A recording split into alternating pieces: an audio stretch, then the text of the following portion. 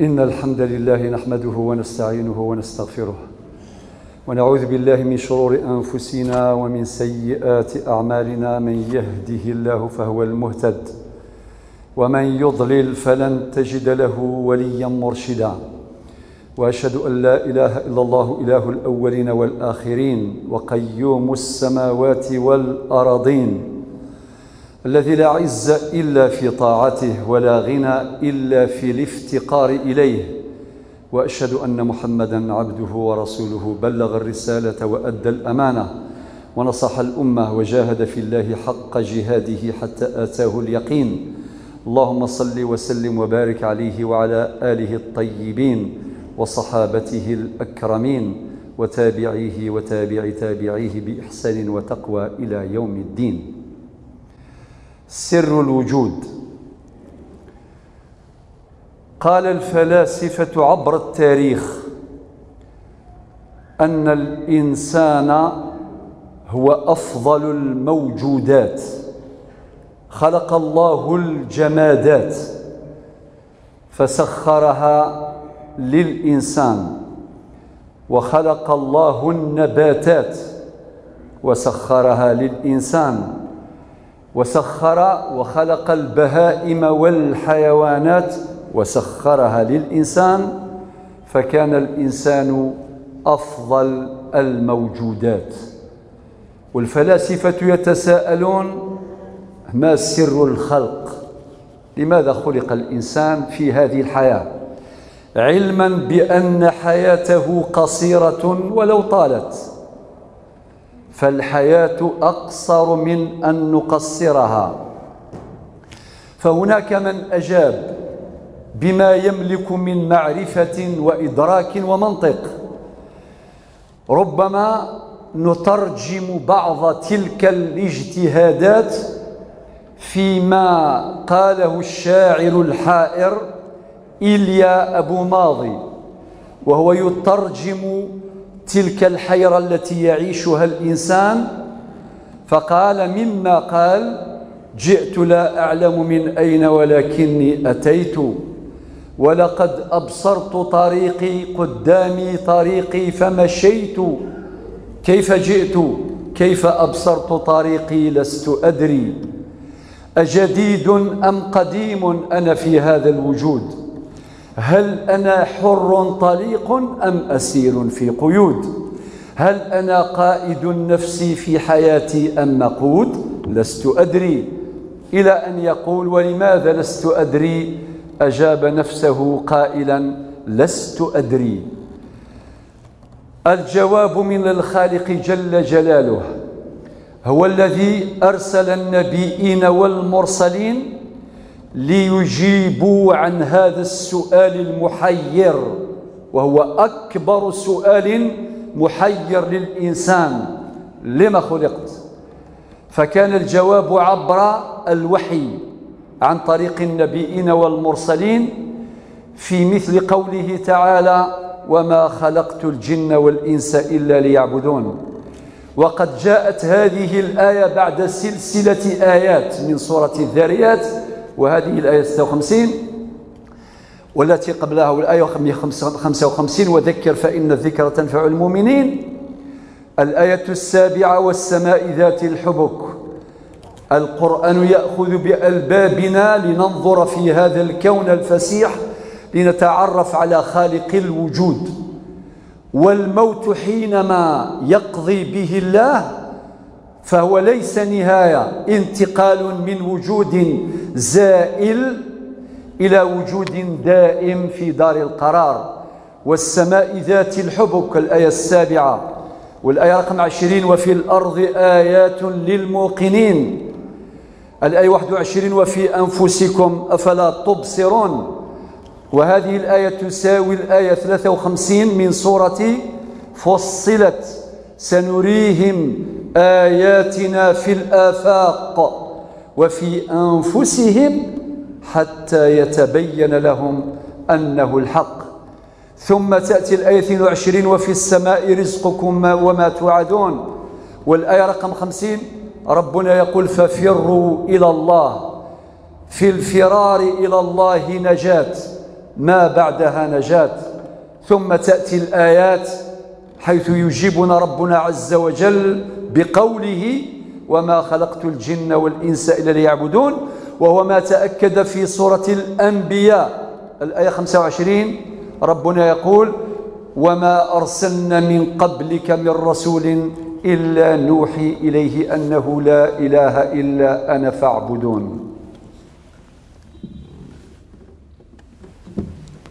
الحمد لله رب العالمين، والصلاة والسلام على أشرف المرسلين، وأشهد أن لا إله إلا الله ولي الصالحين، وأشهد أن محمدا عبده ورسوله خاتم النبيين وإمام المرسلين. ولا يمكن أن نحقق سر الوجود إلا بشروط. أول الشروط معرفة الله جل جلاله، فالذي يعرف العلوم والذي يعرف المعارف بلا استثناء، وهذا أمر لا يتاح، فإذا كان جاهلا بالله عز وجل لا يعرف الله فقد تحقق فيه الجهل كله. فإذا تعرفنا على الله عز وجل نستمع لأوامره ونواهيه. ربنا عز وجل هو الذي قال لنا في سورة الجاثية في الآية 18 ثم جعلناك على شريعة من الأمر فاتبعها ولا تتبع أهواء الذين لا يعلمون. فالحياة ألم يخفيه أمل، وأمل يحققه عمل، وعمل يفنيه أجل، وبعد ذلك يجزى كل امرئ بما فعل. ويأتي الشرط الثاني وتحقيق العبودية لله سبحانه وتعالى من خلال التزام الواجبات والمفروضات علينا، فذممنا تكون مشغولة بالتكاليف والواجبات ولا نحقق البراءة إلا بأدائها. ومن كان عاصيا بعيدا عن الله عز وجل فأبواب الله مفتوحة لا تغلق، كما قال الله عز وجل قل يا عبادي الذين أسرفوا على أنفسهم لا تقنطوا من رحمة الله إن الله يغفر الذنوب جميعا إنه هو الغفور الرحيم. وهو الذي أمرنا بقوله يا أيها الذين آمنوا اتقوا الله حق تقاته ولا تموتن إلا وأنتم مسلمون. اللهم إنا نسألك العفو والعافية، اللهم إنا نسألك العافية في الدنيا وفي الآخرة. اللهم اشف مرضانا ومرضى المسلمين، وارحم موتانا وموتى المسلمين. اللهم اغفر للمسلمين والمسلمات والمؤمنين والمؤمنات الأحياء منهم والأموات. اللهم غير حالنا إلى أحسن حال، اللهم غير حالنا إلى أحسن حال، اللهم غير حالنا إلى أحسن حال. اللهم إنا نسألك التقى والعفاف والغنى. اللهم استرنا فوق الأرض واسترنا تحت الأرض واسترنا يوم العرض. أعوذ بالله أن أذكر به وأنساه. أقم الصلاة.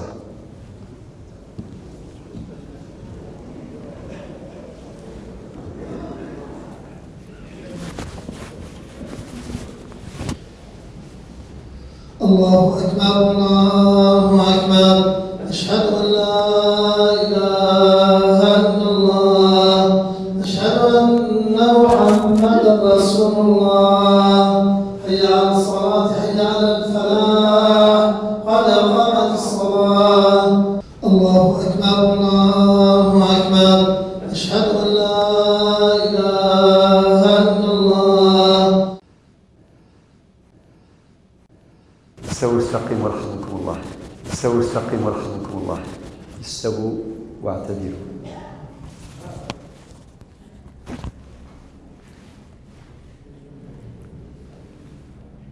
الله أكبر.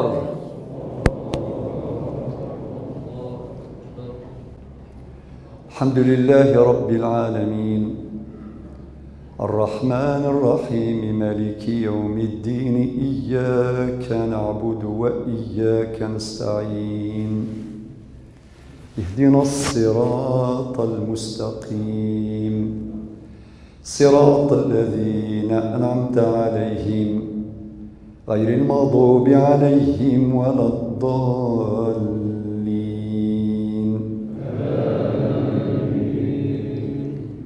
والعصر إن الإنسان لفي خسر إلا الذين آمنوا وعملوا الصالحات وتواصوا بالحق وتواصوا بالصبر. الله أكبر.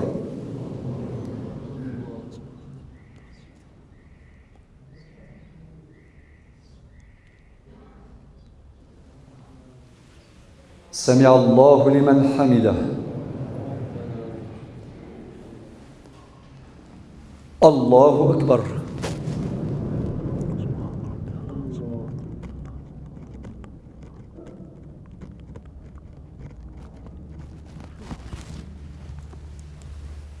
الله أكبر.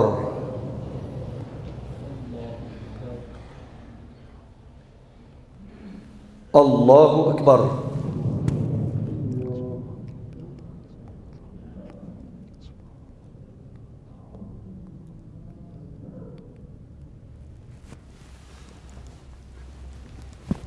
الله أكبر.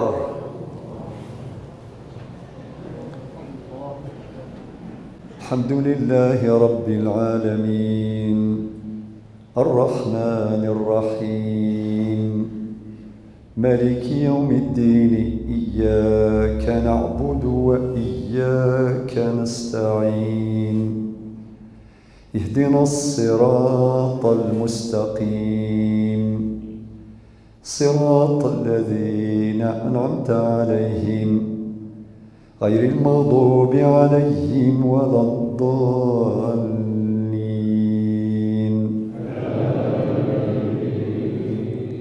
إنا أعطيناك الكوثر فصل لربك وانحر إن شانئك هو الأبتر. الله أكبر.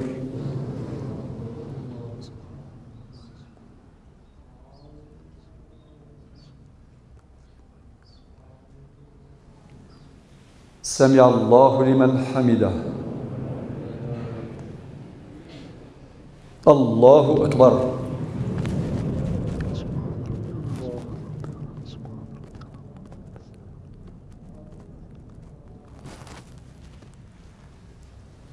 الله أكبر.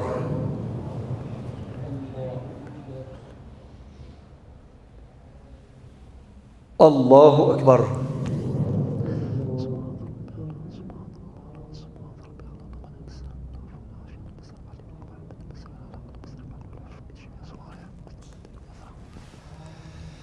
الله أكبر.